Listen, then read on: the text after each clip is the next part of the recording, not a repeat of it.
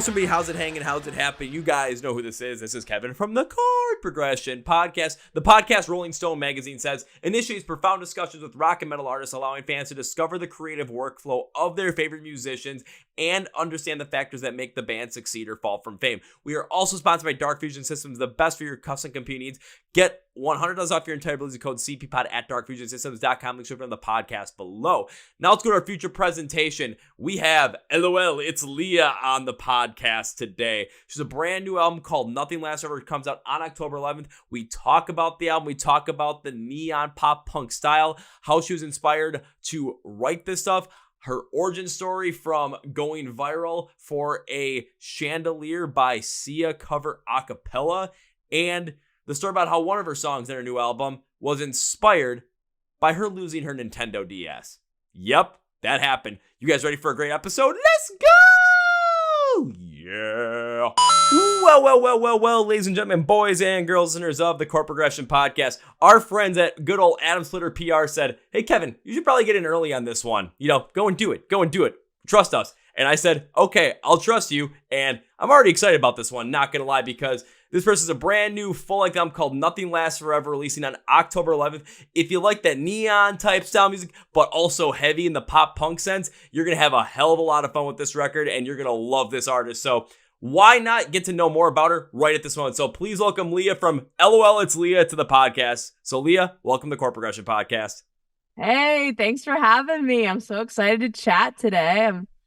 Thanks for everything. Oh, you're very well. I am stoked to have you on the podcast. Well, if you're listening through Nothing Lasts Forever, getting, some good positivity, some good feelings going, especially with the sound that's behind it. But one thing I like to do, especially with artists that, I've never really heard of before, or I'm not sure how many people have really heard of before, is to give you a chance to ask this question, which I'm going to ask right now, which is, what's your origin story? Like, I want to hear the lolitslea origin story, basically like you are setting up the Marvel Cinematic Universe. You are the Iron Man movie in this cinematic universe. So we got to get that origin story. So Leah, I'll let you take it away. Yeah, I came into existence 1995, and ever since I've been super into music. It really started when I was little. I've always been into music and choirs and stuff and singing since I was probably like 3, 4, or 5. So that's kind of where it's kind of been the only thing I've ever known. That's kind of where I started. I haven't really had a passion or interest for anything else like I do for music, for writing music and for singing. So I took that, ran with it, was in some choirs and did some cool things in grade school and high school and whatnot. And then I went to college for music, and I was in an acapella group. And that's kind of where, I guess, the adult, oh my gosh, I could have a business, I can reach millions of people, and where that part of the bigger part of a music career kind of came to my mind. So I always knew I wanted to work in music in some capacity. I don't think I knew exactly what area, and I kind of dabbled in a bunch of different things before I was like, all right, I'm doing the hardest one, which is the artist route, because it's the hardest to make it in. But yeah, I joined an acapella group. We released a single that was a cover of Sia's Chandelier, and we went absolutely viral as crazy, viral as anything, in 2014. And going viral at that time was so fresh and new, and it wasn't it's the norm now. Everything's popping off on the internet. People are consuming stuff so rapidly that it's it's great. It changes careers for sure. But that was my first taste of it. And yeah, that's kind of when I noticed, and I was running the social media at the time. And that's when I noticed, oh my gosh, there's so many people from all over the world. They're making dance videos. They're doing their own acapella covers. We got asked to be on several TV shows. It was insane. And to witness that from just sitting in my bed at home on my phone, being oh my gosh, there's so many people that are reaching out to us, wanting to say thanks for changing their lives. It was incredible to see the impact it made on just outside of our bubble of a university. So I don't know, that's where it kind of started. At least I saw how it did that for my group, and I wanted to do that for my own music and to pursue that more. And so I guess just like working and living in LA. I lived in LA for 7 years. So working and living out there kind of opened up a new perspective to the music industry, and I learned quite a lot on how just like the entertainment industry functions, and not just like, the good and bad of it, not just the fun viral moments of it all, the hard work that you have to put in to kind of upkeep a career like that, and applied it to my own life. Moved to Nashville for a year and then moved back to Jersey, which is my hometown. And amidst all that, I have been making music in the past like 10 years, and it started to really, I guess, pick up a bit more for me in the pandemic. So that's kind of where it started. It's where it started, where it's going, how it went. Yeah, I can see it's just, the whole journey behind it too. I think there's a couple of things that really stand out from that whole entire story. And there are so many people that are out there, so many kids out there right now, or so many adults that were kids that had the musical dreams that, they have that style in their heart. They have the creativity behind them. They have that creative mindset where they want to go out and do something like this. But of course, over time, maybe some other interests come into play, or they get other people in their ear that say, oh no, go and do the practical thing, or go and do the thing that makes sense, even though, when it comes to someone that's in a very creative mindset, doing the practical thing can definitely stifle your overall perspective of the world and actual will to go out and do something that you really want to do with life. I felt that before too, because I remember getting my first full-time job out of college. I remember thinking, is this what life is really supposed to be like beyond this? Like, this absolutely sucks. Then a bunch of things happen, and now, I'm here talking with you, which is actually what I really want to do. But the other thing that I really like what you said was, when it came to wanting to be an artist and you saw the viability of it as you started to get a little older, even though when it comes to the music space, when it comes to making money and really succeeding in it, you went the hardest route of the creative, of the musician. It still makes sense to go after those creative dreams at some point in time too, just due to the fact that not many people get a chance to go after their dreams. Not many people get a chance to actually make something viable, especially in a creative space. And the people that get that stipend may end up going through life and wake up one day when they're, in their maybe 40s or 50s, and just think back and think, I really wish I would have taken the chance on something like that when I had it. And then you live life just wondering, what if? You look at, and here's you now. You went and gave it a shot. You went viral back in 2014 when that actually was still, I would say, more viable of a thing, because everybody goes viral today. At some point in time, there's a clip that goes viral. There's something that goes there, and it's here for 5 seconds, gone in 5 seconds. Back in 2014, if it hit, and it stayed for a little bit of time. I remember back in like 2011 when the Harlem Shake went viral, the amount of people that were doing that was crazy. Or 2014 with the Ice Bucket Challenge, it was everywhere. It wouldn't stop. So going viral at that point, I love the fact that it showed you that, this is possible, and you already had a framework for how to do that, so that when you want to create your own music and when you had the ability to go out on your own, you already had the passion, but you had the hope in your mind that that this is possible because you've seen it in action. Yeah, exactly. It's just a wild thing to think about too. But when it came down to like, the sound that you have now, especially now that you're going out on your own, especially, you were going through, moving a couple different places, going through the pandemic, focusing on your style of music. How'd you get to form this, like, as I believe it was called, neon pop punk style from what I saw? So how'd you formulate this whole entire sound? Yeah, it was a long time coming. I mean, I'm not gonna lie, like when I started to pursue the artist dream, and it did okay. It wasn't too bad. I was playing shows. I had gained somewhat of a fan base online, but I was doing like pop. Like I called it California beach pop, because it had those just like really sunny, like very, I don't know, like 2014 to 16 elements of music. And if you know what I mean, you know what I mean. But that's when I was doing it. And so I knew in my heart, like, that was what I liked at the time. But I always say that was a phase, and that like the emo stuff wasn't a phase, because growing up, like, emo music and like pop punk was the type of music that I discovered by myself. And I'm very influenced. If I could be in a room full of people, and if someone starts just listing off music, like, I'm gonna listen to it, and I'll probably make it my whole personality trait. Like, I love to take suggestions from people, and that's how I find my new favorite songs and stuff. So the fact that I was able to just like exist with like the pressures of the world around me as like a preteen and I was able to find like a genre of music that I really loved that I would play and kind of almost like, I don't know, like get in trouble for playing in the car because I was like bumping Hollywood Undead in my mom's car and stuff like that as like a middle schooler. That was like no one like influenced me, you know, like that was stuff that I found.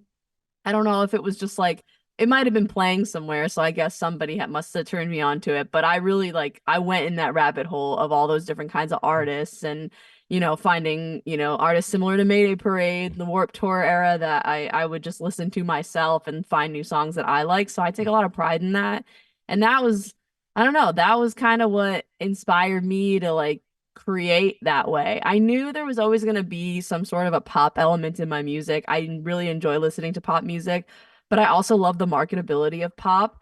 And I love how you can like just win people's hearts over with a catchy hook or some like really fun synths. And I don't know, there's something so like uplifting and positive and like dancey about like the pop punk that has those exciting like sparkly Mhm. moments in it. And so that's how I still incorporate pop into the pop punk I make today, but I also just like love writing about like real stuff that like makes my entire like world flop upside down, like all my emotions and all my feelings. It's like how do I take all those emotions and that emo feeling and put that into a pop punk song, but also make people want to like dance up and down and go crazy. And so I don't know, that's like taking the influences from that time. And then, the neon pop punk was a thing. I don't know if it died off. I'm trying to revive it. I know people are bringing it back, and I would definitely like pick and choose some artists of today that are doing the neon pop punk thing like not intentionally, but they're definitely doing it. And I just want to like bring that term back because it's such a fun way to describe like dark emo with like bright colors and like exciting sounds. I can understand it has a juxtaposition to it where you're talking about things that are more serious, that have a deeper, emotional tie to it. But by putting it out there in such like this upbeat, uplifting kind of feel, it just creates this moment where you want to listen to it. But from an artist perspective, it allows you to still express a lot of these emotions you want to, but also play along with the same style that you want. And a perfect song example of that too from a band that you mentioned with Hollywood Undead is Bullet, where it sounds like it's so upbeat and fun and happy, but then it's just talking about, shooting yourself basically. It's like, oh, Oh my this is God, right? or Yeah, taking a bottle of pills and it's like, oh God, this is really dark, but it's so uplifting. It's just wish that I could fly way up in the sky. I'm like, yeah.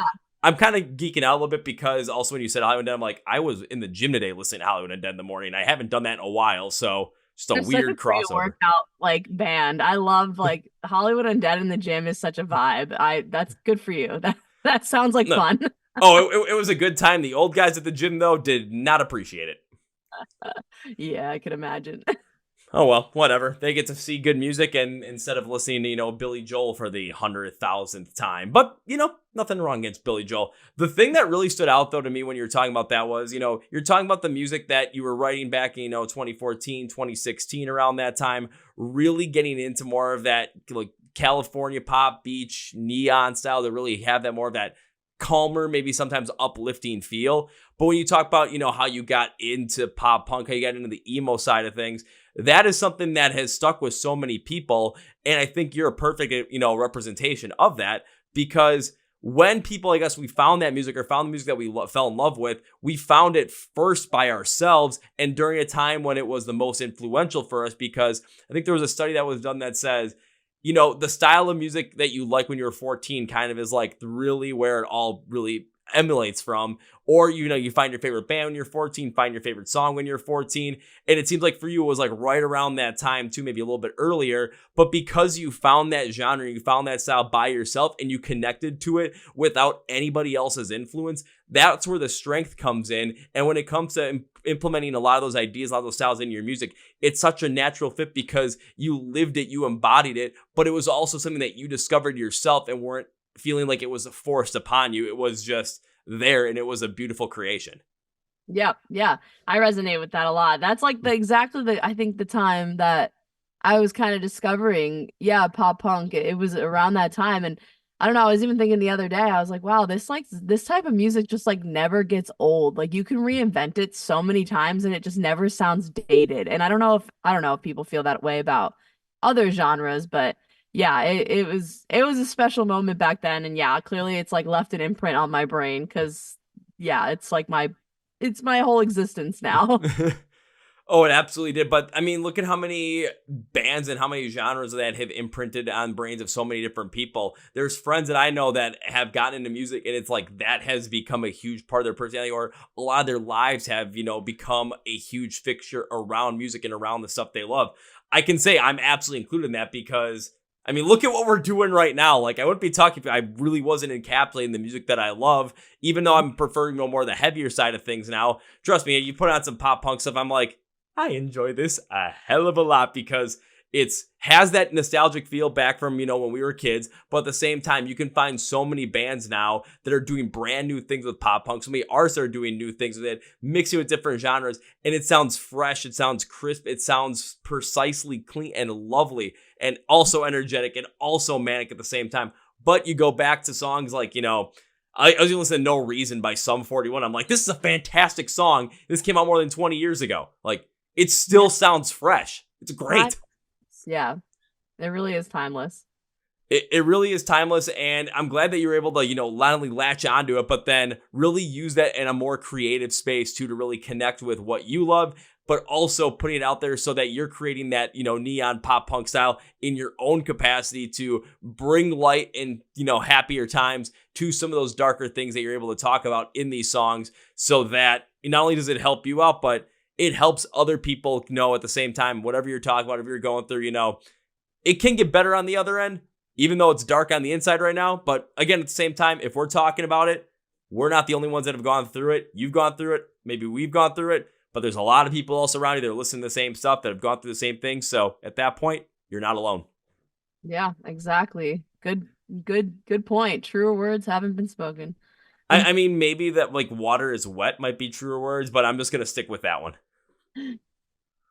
Eh. So when it comes to Nothing Lasts Forever, when you're writing this whole entire album, where was your mindset and what was the overall idea behind this album? How'd you want to make this thing to what it became?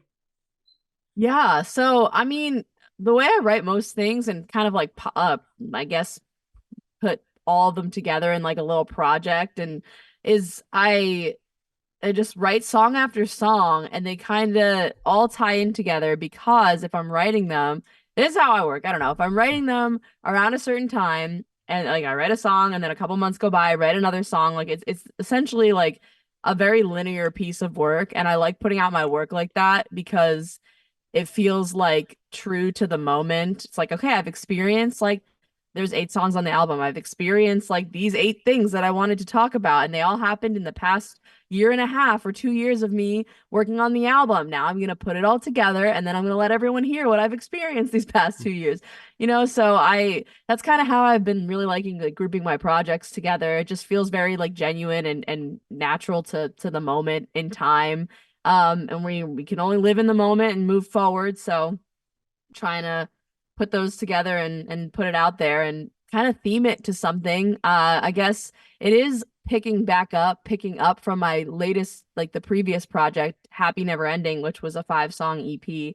And it's kind of picking right up from there and moving forward and, going into the next cycle of my, musical journey. So Happy Never Ending, Nothing Lasts Forever. Hopefully the next project will tie right into that too. But yeah, it's been cool kind of like experiencing all of that happening and then creating something out of it and now getting to like decide how I show people what that looks like. So for the visuals and stuff for Nothing Lasts Forever, it's been kind of like a spaceship going through space, which has been really cool to talk to artists and get like creative on the visuals and the clouds and the rocket ships and talking to my producer about building a live set around being in a spaceship at a show. Like I'm so excited to play this the album like in that set live because it tells such a story and I'm trying to really push that story out there. So I don't know. That kind of came to my mind. I'm not like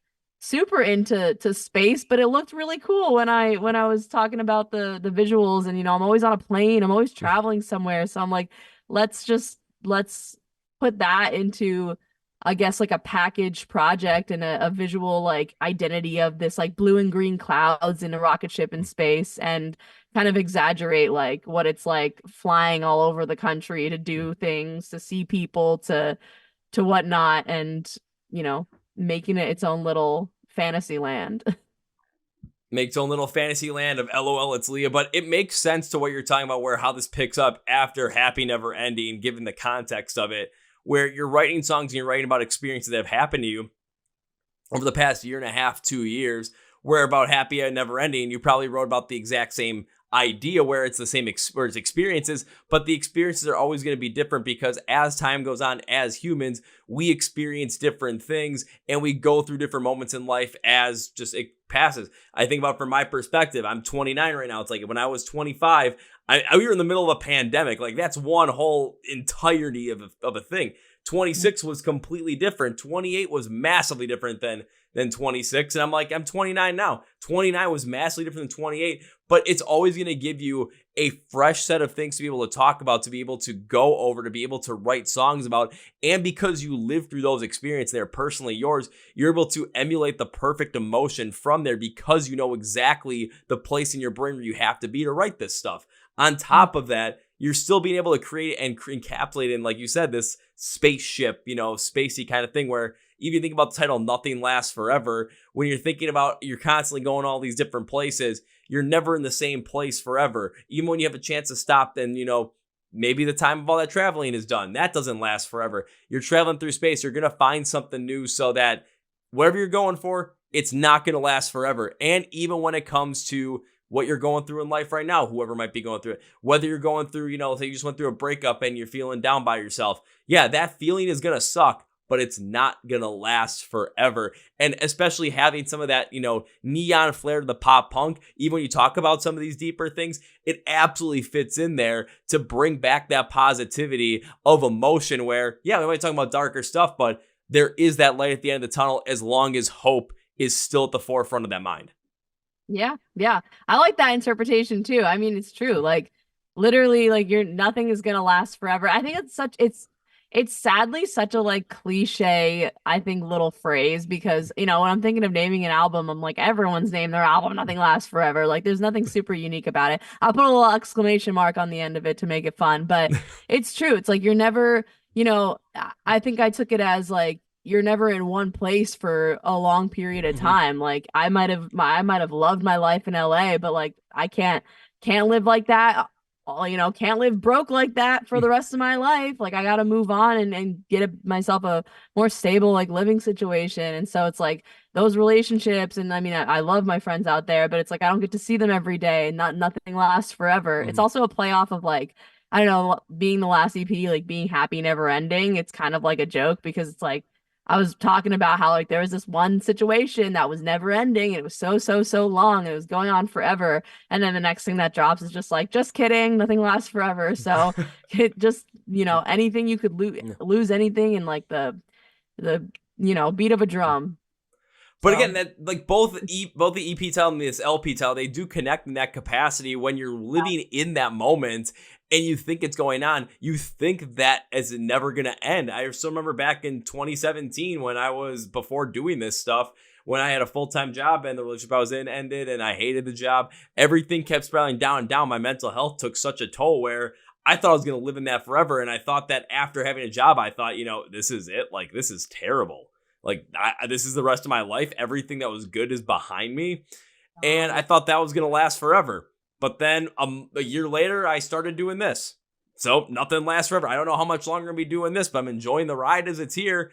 And it just gives you perspective to enjoy where you are, especially if it's good, and not put as much stock into it as it's potentially not going to last forever. But if you're in something bad, it gives you the hope that that is not going to last forever, even when you feel like it's going to. And again, the sounds and the styles, they aptly play off into that positive mindset, or taking a look at the overall brighter side of things. Even when you're talking about darker stuff, it gives the emotion of actually having that hope or enjoying the moment where you are right now. Yeah, I'm a big advocate for being super hopeful and like living in the moment and like trying to stay positive, you know, aside from all the craziness that might be happening in your inner world or in the world around you. It's obviously like very easy to get brought down by some, you know, crazy things that you hear about every day. So trying to remain positive.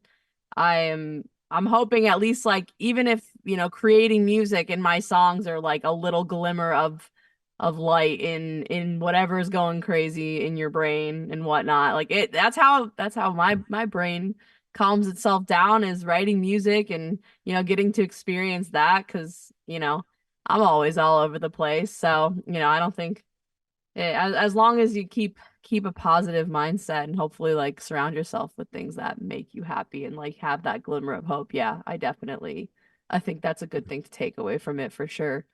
Oh, absolutely. And especially as in the world that we live in right now with everything else that's going on, especially with how prominent anything is online, where one extreme or the other, whatever topic of discussion it is, it's always going to be presented in that light. And we are always comparing ourselves to other people at the same time, looking at social media. So we're always having these negative emotions be sent to us.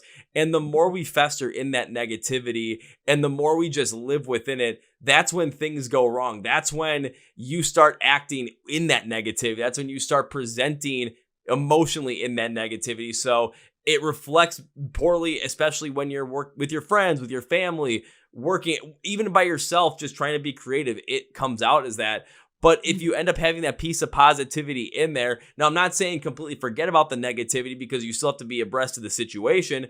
But if you still have that shred of hope and that feeling of positivity in there and being able to focus in on that, then you're able to think about that stuff. You're able to act on it, and your emotions and your mindset is going to be warped around that positivity so that you can not only deliver it for yourself, you can deliver it for the people around you. And then you put yourself in situations where you're going to end up getting that positivity back at you. Yeah. Yeah. Always try to put, or, you know, look for something positive to look forward to. Always something to look forward to. I think it helps you move along.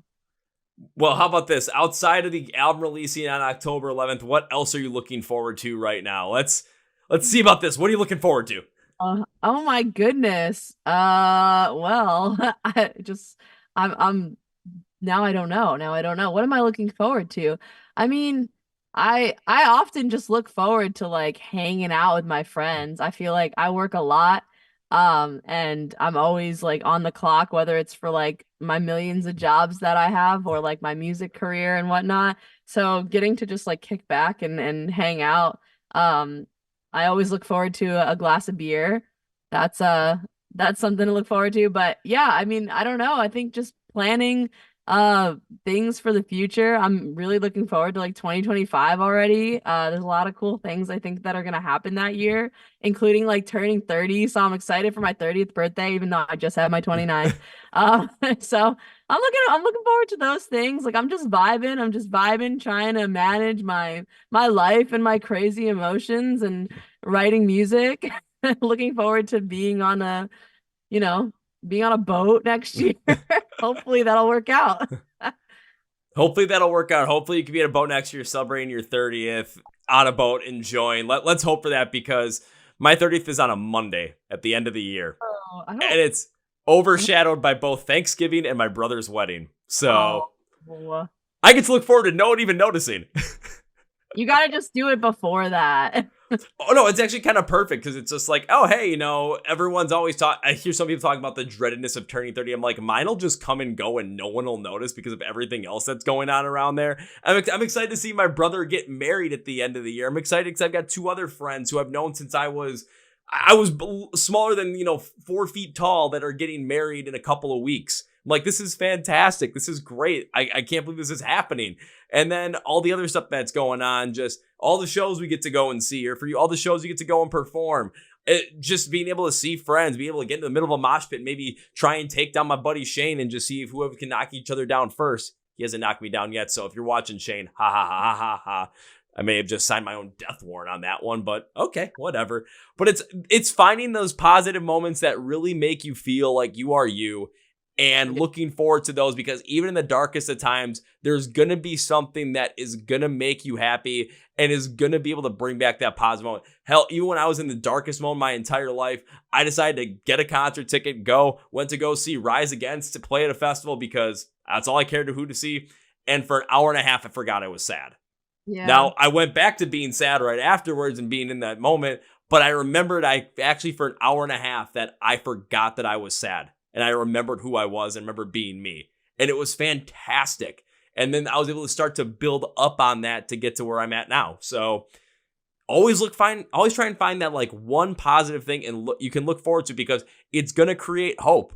And then when you go through it, now it's going to build up on that hope, because now you've experienced it. And the hope is that you can find it again, and it's going to last longer, and it's going to help quell any of the darkness that's around you. That's good advice. I'm going to put that in my pocket. That's true. Put it in your pocket, etch it in your brain, or if you're like me, just like, okay, find a pen, I'm just going to write on my arm and hope. I don't even have any tattoos. That can be my first tattoo. Just like write a whole message on my arm, and it's like, what does that say? I don't know. You got to read. I wrote a whole paragraph on here. Oh, good stuff. It'd be like a short story that you had to read back when you were like in 5th grade. It's like, oh man, do I have to read that? Oh, damn. Well, one other thing I always like to ask every artist I bring on, especially when they have new music coming out, and Lee, I'm going to ask you the same question, is on Nothing Lasts Forever, I know there are 2 singles out right now with Favorite Song and Call It a Fling, but there are 6 other songs that are yet to come out. Out of those 6 unreleased songs, which is the song that you are most excited for people to hear, and why? Okay, that's hard, because I don't know. I'm the type of person, it's like if I'm working on something and I'm putting this much energy into it, I really love it. So I love all the songs. I'm not gonna lie. But I guess which one am I don't know. There's like, I have an answer for like which one is the most like out of the 6 that haven't been out, like thoughtfully put together, that kind of like pieced apart, like pieced all the little like nuances in my brain and like pieced them together and like came out into a song. Like I have that answer. And then I have an answer of like which one is just so freaking fun and I'm excited to play live, and I think other people are gonna like bounce around with it too, right? So I like have both of them. I have 2 answers. No, but then this is so hard. This is so hard.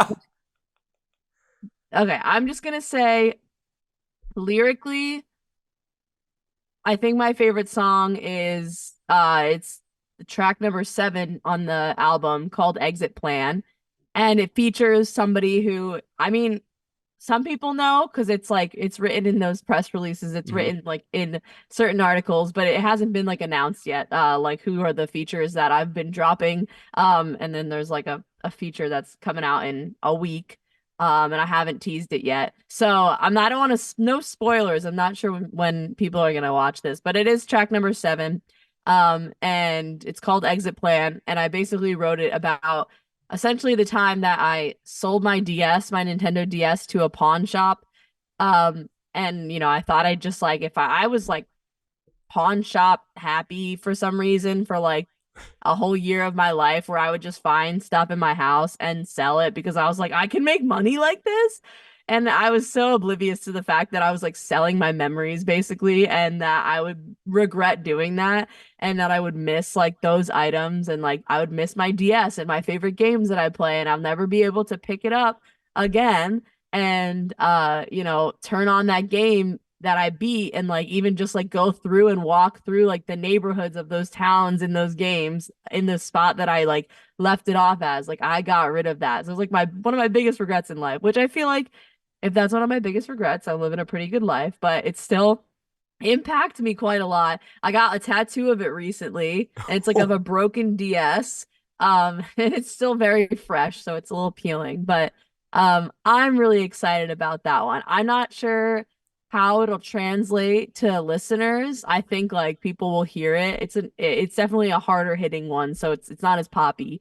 And I think people will have a good time like with the like angst of it all, but I don't know if they'll get the whole message off of the first listen, but here's hoping that they will. I don't know, we'll see. there was no I was going to get the whole message off of the first listen either. And now hearing about how it's all around you selling memories, but it's essentially, you know, selling something, but you're losing your memories off it with your Nintendo DS. You're making me want to just go and play the Nintendo DS like right now. Well, right after we're done with this, I'm going to break out the DS. I'm popping in Pokemon Diamond. I'm beating the Elite Four again just for the hell of it. Wow. I if I inspired you to do that, that is incredible. Honestly, like everybody pick up their old DSs if they had one, any gaming systems, even like a old book they like to read. I don't know. Just pick it up for that nostalgic feeling because like that's what brought like true joy to my life. Like I think back on literally what made me the most happiest like in my entire life where I didn't have any problems except for the ones I'm trying to solve in my hands. Like I didn't have any real life problems and I was just playing a game and that's like some of my favorite memories are that. Even like recently, even like with my Switch, I don't get to sit and play my Switch nearly as much as I would like to. There were moments that I was playing it all the time, especially when I'm sick. That's when I didn't do it this time. I almost whipped it out, but well, usually when I'm sick, I just like kind of like bury myself because I'm a very extroverted person. It's very hard for me to like isolate myself and be alone in a room and do something. So that's why video games were always so entertaining to me because I didn't feel like I was alone. But yeah, even as an adult, like I'm playing the Switch and those like the one of the character on this is from like a game called Bug Snacks. Like that's a new game. Like that's very recent. So I don't know. It's still these games are still changing my life, man. I don't know. I'm gonna think about it in like 20 years and be like, Bug Snacks, like that story, like really like changed my life. And I love that games can do that. It's a beautiful thing too, because not only that, it's like for me, it's I still have my Nintendo DS. I still have a Game Boy Advance SP so I could play Game Boy Color games because my first real Game Boy Color game was Pokemon Gold.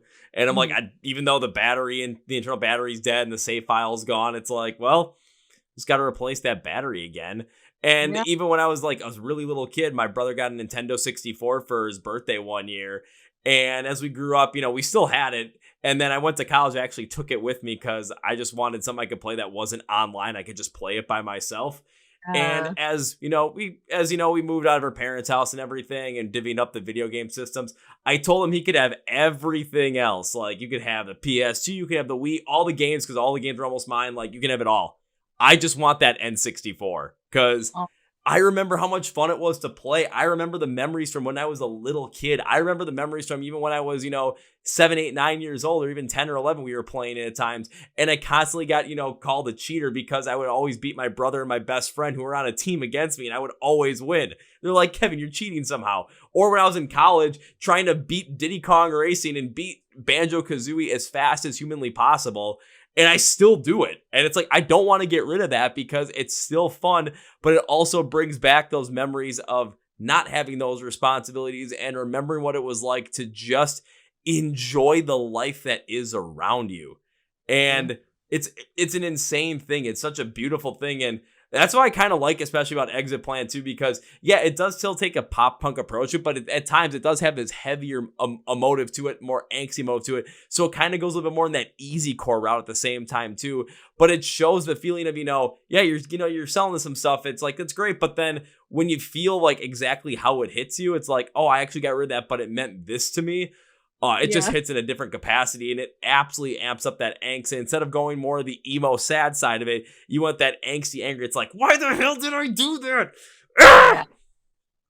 Yep. Exactly. I hope that's what listeners take away from it too. I mean, I think you could also take like, I'm running around in circles. I can't get out of my own head. I think that's also, and like my own head even being like, I want to go back to this simpler time. I think that's such a relatable, I don't know, topic that's kind of written about quite often. And this is my way. This is my way of writing about it, I suppose. It involves my little nerdy video games and, my childhood home, which I'm now living in again, which is crazy because I wrote the song before I moved back here. And now I'm living in that liminal space that I was writing about. But, it's cool. It's a great spot. All we need to do is get you a Nintendo DS again and you'll be set. I know, it'll be just like how it was. I do have my Game Boy Advance. I'm like, why did I not just... I'm so mad. I'd rather have sold that than my Nintendo DS. It just... But it's okay. I love that little guy too. I wouldn't We're sell gonna that have to one. we're gonna have to find a way to get like a whole campaign started where you're like on your next tour or next run of shows that someone has to go and present you with a Nintendo DS. It's like here, and then in the background you hear oh, and then some doves just go. It's like the holiest of holy Nintendo DSs is Oh presented my upon thee. gosh. I want to get like everyone to bring their own DSs and like just hold it up during that song. You're giving me good ideas. I like this. That's funny. No, that would be a funny idea. My friend even like every time I visit and stay with them, he's like, you can have my DS. You can have my DS like every time. I mention like I miss it so much and I got the tattoo and whatever. And I'm like, no, I don't want your DS. I want my DS. And it's probably broken in a garbage bin somewhere, or somebody else hopefully is having a great time with it. And that's actually all I could hope for, is that it's in the hands of somebody who is experiencing life the same way and it brings them as much joy. All right, so now we got to get in the depth of this. So, what kind of DS was it? Was it original, like a DSi, DS Lite, 3DS? What are we talking about here? So I'm absolutely insane. And I had the regular DS. So I had the like silver Okay. one. And then I sold that. And then I had a DS Lite in what, I don't know which color I had first, but I did have the pink one and I had the white one. Um I forget which one was like the last one I had. It might have been the white one. I don't know. I've never really been into pink. I'm wondering like why did I have the pink one? But I'm also like a little bit of like a tech nerd, and I just if something new came out of Mhm. something, I would get the newest version of it. That was like I don't buy clothes. Like I that's my hobby, is like I want the newest like Nintendo Switch or like the newest iPhone or whatever. So I was really into that when I was little and growing up, and very fortunate to get to experience like, you know, multiple gaming systems as a kid. I won't deny that. But yeah, I think it was like the one that I'm thinking of that like holds most of the memories. I'm pretty sure was the DS Lite. And then I did get the it was like the 3DS that wasn't 3D. So it was like the weird slanted block, like the weird like Oh, yeah, yeah, yeah. you know what I'm talking about? Like the basically like the child-proof one, like the one that just didn't fold. It was just like a still thing. And I had that one like 5 years ago. And I sold it because I was like, this, I didn't like it at all. It was just a weird shape. Wasn't a fan of it. I miss my like I think I miss my DS Lite. That's the one that I miss. I think that's the one I hold the most memories with. But I have had quite a few. I mean, it would be cool to like get a what I don't know, what's the latest one? Like a 3DS? It's like one of the 3DSs are like the newest ones. But The last one to come out before the Switch ended up killing off the system, because the Switch is essentially, it's portable and it's a home console at the same time yeah. too. But if anybody out there is gonna go see LOL It's Leah and you can find a white Nintendo DS Lite and you're willing to part with it, bring it and we will have you like we will crowd surf you up front so you can get down on one knee and present it, and then we'll just all go If oh. they're if they're willing to part with it, I'm down to give away like all my merch items for free for that. Tickets for the rest of my shows for life. I don't know, something like that. That would be funny. And that, you know, something like that is just like bringing meaning back into the situation, because I don't want like I do appreciate my friend's intentions where he's just like, I don't play this. Do you want this? And I'm like, it's not the right moment. Like Yeah. the right moment would be that, what you described. So take notes, people. Take notes, people, or I'll do it. I'll figure it out. I'll somehow find out about how to make this happen. I mean, I'm not, random. I can go and find myself a white Nintendo DS Lite somewhere, or IDS, yeah, and then just come up, and if someone's willing to crowd surf me up there, I mean, I know I'm not the lightest guy in the world, but we can make this happen. Like, we can do this. I just need a angelic music when I end up there, and someone to have a whole bunch of doves just to release. Hopefully it's outside, but if it's inside, we might have a problem. If it's inside, we'll find an alternate. Maybe not a real live animal. Maybe not a real life. No, I got it. We'll have a couple of guys in butterfly wings start flying around. I love that. They have to be like big guys though, and they have to have these tiny little wings, and they have to be moshing, and yeah, that is perfect. That's exactly the same thing as a dove. All right. All right, Lee, then come to Milwaukee. I can get my friends to do that easy. That would be hilarious. And I definitely want to play in Milwaukee. I have not played there. I don't think I've been there. Maybe once. I don't remember. Well, if you don't come to Milwaukee, just as long as you play Chicago, then we'll be set. Yeah, that'll happen. That'll happen probably sooner than Milwaukee, but I would love to come to Milwaukee regardless to play. Yeah, come Milwaukee, play, and then, like you said, you don't mind having a glass of beer. That we make as much beer here as possible. So, yeah, it kind of fits. Nice. Love it. Sounds great. So, also beyond the scope of the album as well, what else you have planned for 2024? And maybe even beyond that as well, because now we're already talking about, potentially having you come to Milwaukee, come and enjoy some beer, play a show, and get gifted a DS Lite while big dudes in the pit run around in butterfly wings. So what else you got planned for the year? Or even beyond that? Yeah, I mean, plan for sure. I got tour coming up. I'm going on a 7 dates, like a 2-week tour on the East Coast, 7 shows. With the band called Dawn, DAVBN. They have some really cool nostalgic 2000s pop. They call it imperfect pop. I love their music. It's very catchy. And they are doing great things on the internet right now. So I recommend you check them out if you haven't. But we're going on tour together in October, right before Halloween. So some of the shows are a little spooky themed. I'm excited about that. That's my favorite holiday. So, getting to do a Halloween-ish tour is going to be really fun, centered around the album that releases October 11th. And then, yeah, I mean, I'm attending some weddings and hopefully having that much needed December off when like the music industry decides to go to sleep. Yep. And I can just chill out and maybe get some money back after I've put out an entire album and gone on a tour. And then, from there, I'm gonna just I have a bunch of songs ready to be recorded. Gonna get in the studio and record those. Maybe there'll be some fun announcements for next year that I get to make, hopefully, if all works out. And yeah, going to Coachella and hopefully on a boat eventually. And that is all I have planned. It's not a bad plan. And hopefully that there's going to be a tour at some point in the Midwest that comes around that's called the Save the Nintendo DS Tour. Yes. I love that. I'm keeping that in the bank. That'll be the next one. Keep in the bank. And Lee, I got one more question before we wrap this up. It's something I enjoy asking every single band or every single artist I have in the podcast because it helps us get to know more about the new music that you love, but us to get to know more new music in general. So I'm going to ask for 3. Leah, can you give me 3 bands or artists that you love that you would absolutely love more people to get into right now? Ooh, okay, yes. 3 bands. Okay, I'm gonna list off a couple bands that I've been like really vibing with lately that I've just been in like heavy rotation that maybe like more people need to listen to. Definitely Senses, SENSES, Senses. I've been playing all their new stuff. They're going through like a release cycle at the same time as me. So their stuff's been popping up on my release radar and it's banger after banger. So I want to shout them out because I really like what they've been putting out. I've been really getting into Bill Murray and his latest album. So that's been on heavy rotation. I know a lot of people already know about it, but if you don't, get behind it. It's so good. And then I guess what? I have one more. Yep.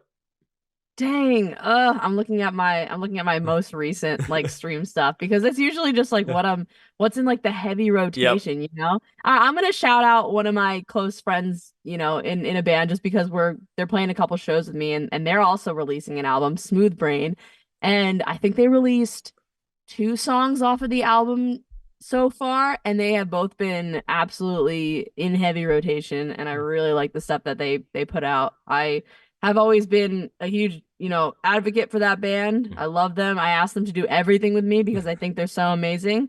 And I'm excited that I get to play shows with them, but they're definitely gonna have their moment because the stuff they're writing is super cool and everybody should listen to it. So those are my 3 right now. Yeah.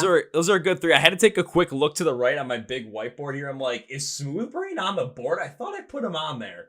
Like, I was just like, I swear I put him on there. Just like as under what I call the hunting list is like, yep, these are all the bands I want to have on the podcast. These are the ones I've reached out for. Everyone in blue is everyone that I've either had or scheduled and still have yet to finish up. So, yep, you're on the board there too. So I'm like, I got to put Smooth Brain on this side now because I thought I had him on there, but I don't. Yeah, awesome. Yeah, you gotta. That would be a really fun conversation. It'd be a fun conversation. I'm not sure if they could beat this one though. We'll see. Yeah, we will. We will. Well, Leah, I want to take time to say first, thank you for being on the podcast. I really appreciate it. Now it's time for me to end with 3 specific things. So first things first, to all of you lovely listeners out there, lolitslea is releasing their brand new full-length album, Nothing Lasts Forever, on October 11th, and East Coast dates. And then potentially the Save the Nintendo DS tour coming out, or Find the Nintendo DS tour coming out. Let's hope that happens. You never know, might happen in 2025 with Leah. So here's the best thing you can do. Go to the description of the podcast where it says Find LOL It's Leah online. It's all down there. Links, labels for everything from social media, YouTube, where you can find the album, where you can pre-save it, stream it if it's out, download if it's available, find tickets to go and see her play live, along with just getting some merch. Perfect time to go do it. Go through the podcast below. Everything is there. I'm your own personal Google. You don't have to search this stuff up. I took all the work out for you. So go do it. Go do it now. And now it's time for number 2. Leo, never have guessed in the podcast. I enjoy the podcast. I tend to make a certain promise as a way to say thank you. I appreciate you taking the time. And I would love to continue to support you and your band in the future. So here's the promise I like to make. This is not an if. If implies this might not happen. And I don't like that. A promise is when. This implies we're going to do this. I just don't have a day or time yet. But when I get to see you perform live for the first time, regardless of if I have the ability to present thee with a white Nintendo DS Lite with big dudes moshing in butterfly wings, if that doesn't happen, or if it does, I will still find you at a show. I will still come and say hi. But the real promise is first round's on me. Woo! Cool. Woo! I love that. Thanks. I appreciate that. That's awesome. Well, yeah, hopefully we'll make all of that happen. I'm hoping we can make that all happen in one giant 15-minute swing, right at the end of the show. You're ready to go off, and all of a sudden I just get crowd surfed up and just flip it open. I don't even know what, have a game in there. I don't even know what to have, Pokemon Platinum or something. It's oh my God. Yes, iconic. I'll wait for that special moment. We'll make sure we make something happen in the future. Perfect. And now it's time for number 3, Leah. As we bring this podcast conclusion, I cannot end this by saying goodbye. That is way too final because I would love to be back on the podcast again in the future because this conversation was insanely fun and I got to make good on that promise. So this cannot be goodbye. This is, I'll see you later. Yeah, see you later. Thanks so much for having me. Well, folks, my interview with LOL It's Leah, and now it's time for Kevin's final thoughts. My final thought is this. When we go to Nothing Lasts Forever, I really like the message that Leah put out there with this album and how it ties into Happy Never Ending too, where you think happy never ending. This ending is never going to come. It's never going to happen. And when it doesn't happen, it sucks. It's a bummer, especially when it's not a good thing. When it's a good thing, it's great. But then the album Nothing Lasts Forever is kind of the opposite of that, but it allows us to understand when it's a happy never ending on the good things. Let's enjoy the good things. Let's keep it going. But when things aren't going well, nothing lasts forever. That pain isn't going to last forever. So it helps us appreciate the good times. It helps us get through the bad times. And it really, really helps us overall get into the music as well, where she's able to create this more fun, happier openness to the music, while at the same time being able to talk about deeper topics and still show that hope. I love the story about Exit Plan and how it connected her selling her Nintendo DS. And it's just the loss of those memories, the loss of that feeling of childhood and how it's not the same. And when I said trying to find her a white Nintendo DS Lite for giving it to a show, I was dead serious about it because, hell, for the purpose of this outro, I have my Nintendo DS right here, the original one. And yes, that is Pokemon Diamond on it right now. And the reason why I have this on is I remember playing this as a kid and I still love holding on to it because even though I don't play these games anymore, even though this ain't my thing, still brings a lot of great memories of times that were and kind of puts you in that positive headspace too of just enjoying life when you have these things.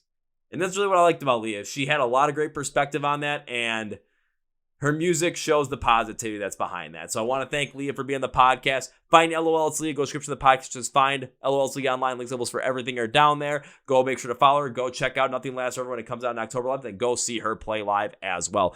Also, be sure to subscribe to the Chord Progression Podcast right down here. New episodes every single Tuesday and Thursday, and new reaction videos every Friday as well. If you're on Spotify, Apple Podcasts, hit the follow button. You get the full episodes every single Tuesday and Thursday as well. Hit the like button to help push these episodes in the algorithm. Follow us on Facebook, Twitter, and Instagram with the links in the podcast below. Thank you, Leah. Really appreciate you being on here. Can't wait to do it again. That's going to be it for me, everybody. Thank you for watching, listening to the Chord Progression Podcast. My name is Kevin, and you guys know how I end every single one. That's the big, healthy, and hearty. See ya! Yeah.